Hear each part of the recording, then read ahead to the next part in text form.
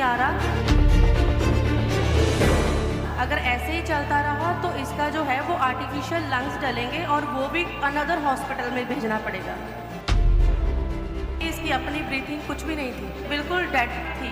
अच्छा, आपकी क्या टेस्टमनी बताएं? जब मैं प्रेग्नेंट थी तो 9 मंथ जो मेरी प्रेगनेंसी थी वो बहुत सेफ चली, लेकिन जब मेरा ड्यू डेट के 3 डेज ही ऊपर हुए थे तो मैंने नोटिस किया कि मेरे बेबी की जो मूवमेंट है वो हो नहीं रही है। तो मैंने डॉक्टर को कॉल की कि मेरे बेबी की मूवमेंट नहीं हो रही है। उन्होंने बोला कि इमीडिएट हॉस्पिटल आ जाओ।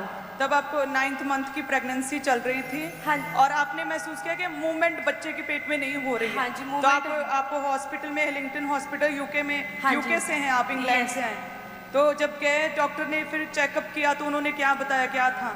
उन्होंने मुझे 12 घंटे के लिए मुझे असेस किया, बेबी की हार्ट बीट असेस की, और जब उन्होंने चेक किया कि बेबी ने उन्होंने बताया कि बेबी ने जो है मेकोनियम जो है फर्स्ट पू होती है बच्चे की, उन्होंने पेट में अंदर ही कर दी है और उसके बाद जो वो पू है उसके लंग्स तक चले गई है। जैसे पहले तो बोल रहे थे कि नॉर्मल डिलीवरी होगी, लेकिन सिचुएशन को देखते हुए उन्होंने 10 मिनट्स में डिसीजन लिया कि आपकी इमीडिएट जो है वो सी सेक्शन होगा।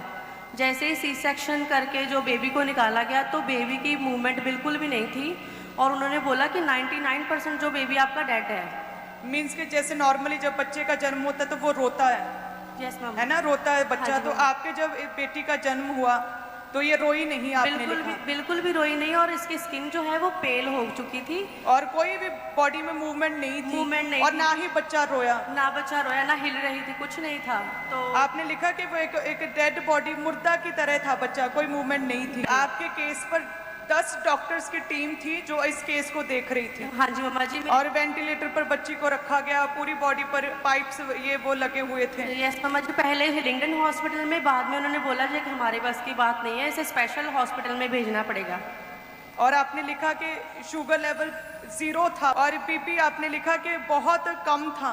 कभी कम हो जाता था बहुत और कभी बहुत ज़्यादा हाई हो जाता था। और जो शुगर की जब मेडिसिन भी देते थे फिर भी 2-2 घंटे आपने लिखा कि वो कम ही रहती थी शुगर। हाँ जी मम्मा जी, एवरी 2 आवर जो शुगर थी वो इतनी ज़्यादा अमाउंट में देते थे और वो बाद में चेक करते थे तो बिल्कुल फिर 0 होती थी। और आर्टिफिशियल लंग ट्रांसप्लांट के लिए डॉक्टर ने बोला था? हाँ जी, डॉक्टर ने बोला कि इसकी बॉडी में कोई मूवमेंट नहीं हो रही है, कोई चेंजेस नहीं आ रहा। अगर ऐसे ही चलता रहा तो इसका जो है वो आर्टिफिशियल लंग्स डलेंगे और वो भी अनदर हॉस्पिटल में भेजना पड़ेगा। क्योंकि वो लंग्स इन्फेक्टेड हो चुके थे और वो डैमेज हो रहे थे। बिल्कुल मम्मा जी, 100% ऑक्सीजन पे ही थी, इसकी अपनी ब्रीथिंग कुछ भी नहीं थी। और बच्ची में कोई भी पूरी तरह से जैसे डेड बॉडी की तरह थी। बिल्कुल अम्मा जी। और फिर आप क्वीन चार्लट हॉस्पिटल में रेफर किया गया, वहाँ पर भी सेम कहा कि लंग्स ट्रांसप्लांट होंगे। हाँ जी अम्मा जी, उन्होंने भी यही कहा कि स्पेशल डॉक्टर आएंगे, वो भी बाहर से आएंगे।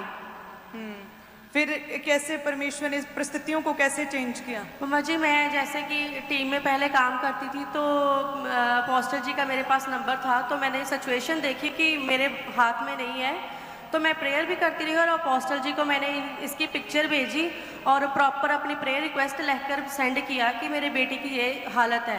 और उन्होंने मुझे इंस्ट्रक्ट किया कि आपने प्रेयर इन टंग, उन्होंने आपके मैसेज का रिप्लाई किया कि उन्होंने कहा कि टंग्स में, गैर भाषा में प्रार्थना करो, प्रेयर करनी है। हमारे पास, आप देख सकते हैं क्लीसिया। इन्होंने अपना केस व्हाट्सएप पर प्रभु के दास को मैसेज किया था क्योंकि हमारी टीम में थे, डिसाइपल थे, और उन्होंने प्रेयर इन टंग्स रिप्लाई किया कि गैर भाषा में लगातार प्रार्थना करते जाओ। ये पावर है गैर भाषा की कि किस तरह से जब हमें मांगना नहीं आता कि हम क्या करें, हमारे मुंह में वर्ड्स नहीं होते ना, तब हम जब टंग्स में प्रार्थना करते हैं तो परमेश्वर उस हिस्से में प्रभु काम करता है। सो जैसे ही प्रभु के दास ने कहा कि प्रेयर इन टंग्स, तो आपने लगातार प्रार्थना शुरू कर दी। मम्मा जी, जैसे ही अपोस्टल जी ने जो मुझे वर्ड दिया तो हम उस पर एक स्टक हो गए कि ये ऐसे ही अभी करना है। तो हमने जैसे ही इसको देखने जाना, मेरा वार्ड अलग था, इसका वार्ड अलग था, तो जैसे ही देखने जाना हमने घंटों घंटों इसका हाथ पकड़ के और अनॉइंटिंग हैंकी रख के हम उस पर ऊपर लगातार टंग्स में प्रेयर करते रहते थे। और अब जैसे प्रभु के दास का आपको उत्तर आया था व्हाट्सएप पर, उसके बाद गैर भाषा शुरू हुई, आप प्रार्थना करवाते रहे ना, बच्ची पर प्रेयर करते रहे, तो फिर वो रिकवरी शुरू हो गई। हाँ जी अम्मा जी, विद इन डेज इसकी जो ऑक्सीजन थी वो लेवल वो कम करते गए और विद इन 4 और 5 डेज जो है मेरी बच्ची बिल्कुल हील हो चुकी थी। लंग्स जो है, अपनी बच्ची को दिखाएं, सीधा करें। Thank you Jesus. क्या नाम रखा है बच्ची का? मुझे नाइसा डेबरा जोई प्रेयर हेलो टावर से। नाइसा, हाय। तारीफ करें सभी क्लिसियन। परमेश्वर ने- हालेलुया हालेलुया धन्यवाद यीशु। किस तरह से प्रभु ने परिवार को कंप्लीट किया है। एक डेड बॉडी में परमेश्वर ने जान डाली है। प्रभु सब कुछ कर सकता है, उसके लिए कुछ भी इम्पॉसिबल नहीं। जस्ट परमेश्वर कहते हैं ना कि प्रभु डायरेक्ट हमारे पास आके कुछ नहीं कहेगा, ऐसे परमेश्वर मीडिएटर रखता है बीच में। हमेशा हमारे बीच में खुदा और हमारे बीच में एक मीडिएटर होता है जो प्रभु की बात को हमारे पास लेकर आता है, जो बताता है क्या करें क्या ना करें, कैसे करें, कैसे निकले इस प्रॉब्लम से। तो परमेश्वर ने हमारे लिए उस अगुए को, उस मीडिएटर को हमारे जीवनों में रखा है।